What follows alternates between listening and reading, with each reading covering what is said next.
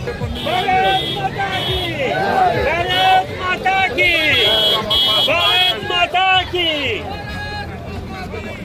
भगवान परशुराम जी की।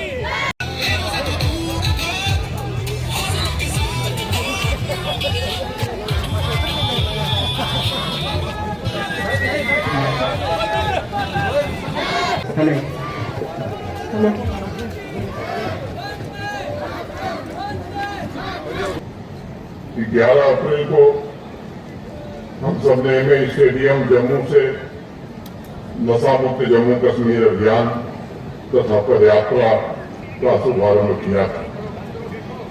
पिछले 2 दिनों से जम्मू संभाग के अनेक गांव और शहरों में कदम दर कदम केवल यात्रा नहीं चल रही है, बल्कि हम एक महायज्ञ का संकल्प लेकर आगे बढ़ रहे हैं।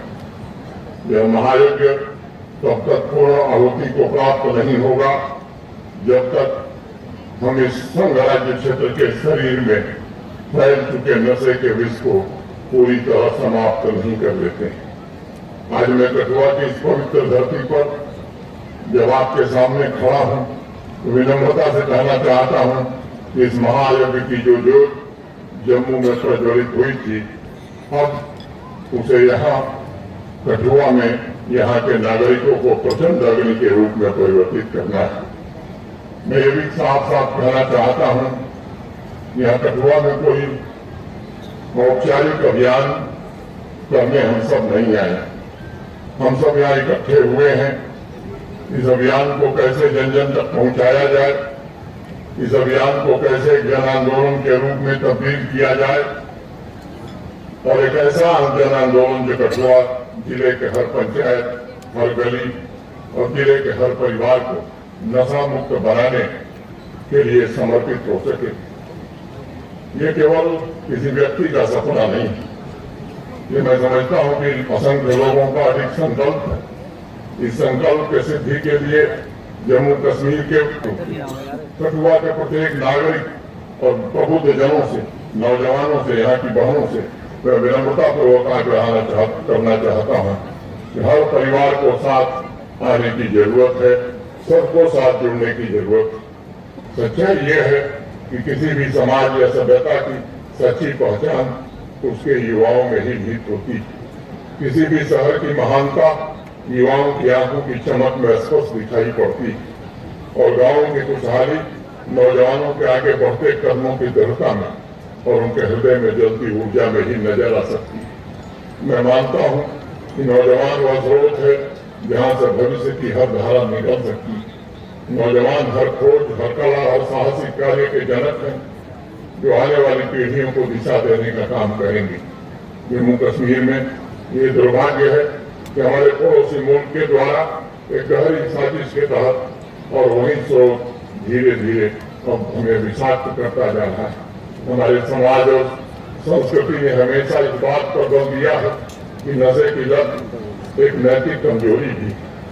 हेल्थ डिपार्टमेंट का एक आंकड़ा है कि ड्रग एडिक्शन ओपीडीज में 34,972 मरीज पंजीकृत हुए, जबकि आईपीडीएस में सितंबर 2022 से फरवरी 2026 के बीच 2,435 मरीजों का उपचार किया गया।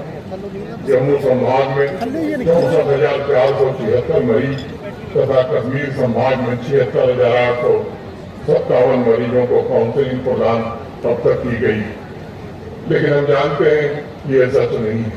अनेक ऐसे भी नौजवान होंगे जिन तक काउंसलिंग की सुविधा नहीं पहुंच पाई होगी। ऐसी परिस्थिति में हमें ये समझना होगा कि यह संघर्ष किसी एक विभाग, किसी एक व्यक्ति या कुछ खास लोगों का नहीं। ये केवल कानून व्यवस्था का प्रश्न भी नहीं, ये केवल स्वास्थ्य का भी मसला नहीं, बल्कि नशे की पूर्ण समाप्ति तभी होगी जब हम सामूहिक रूप से एक साथ जुट करके अपनी जिम्मेदारी का निर्वहन करेंगे। हमें मिलकर के एकजुट होकर बिना किसी संकोच के इस चुनौती का सामना करना होगा।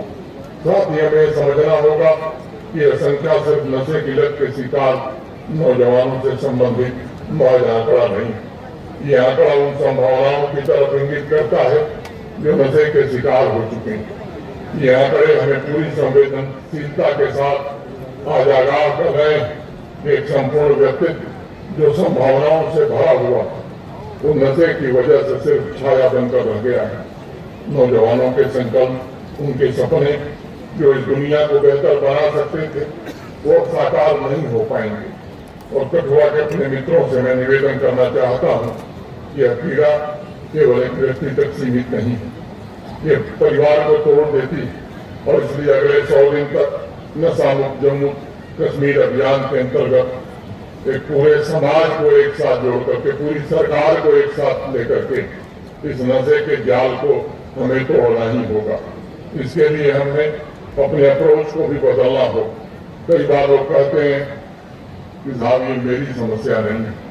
मैं मानता हूं कि ये वही सोच है जो इस समस्या को बढ़ाने में मदद करती है। नशे के कारोबारी और तस्कर इसी का लाभ भी उठाते हैं। वे चाहते हैं कि समाज में लोग और खासतौर से बुद्धिजीवी प्रबुद्ध ये लोग चुप रहें और उसे अपनी समस्या न मानकर उसके प्रति उदासीन हो जाए। लेकिन इस बात को याद रखने की जरूरत है कि एक नशा मुक्त समाज उन्हीं लोगों के प्रयास से बनता है जो इससे प्रभावित न होने के बावजूद इसके खिलाफ मजबूती से खड़े होते हैं। इस बात को हर परिवार तक हमें पहुंचाना होगा। एक समृद्ध समाज केवल आर्थिक प्रगति से नहीं बन सकता, बल्कि वो अपने नागरिकों के सजग और दृढ़ निर्णयों से बनेगा।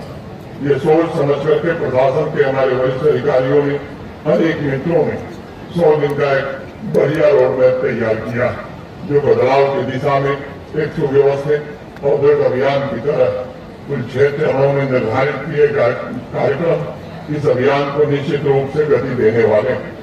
चाहे वो जागरूकता का कार्यक्रम हो, जन संगठन की चिंगारी जलाने का सवाल हो, समुदाय और परिवारों तक गहराई से पहुंच बढ़ाने का प्रश्न हो, ये सब इस आंदोलन को मजबूत करेंगे। तीसरा महीना इसे अस्थायी रूप देने के लिए सुदृढ़ीकरण और निरंतरता सुनिश्चित करे, ऐसा इसमें इंतजाम किया गया है।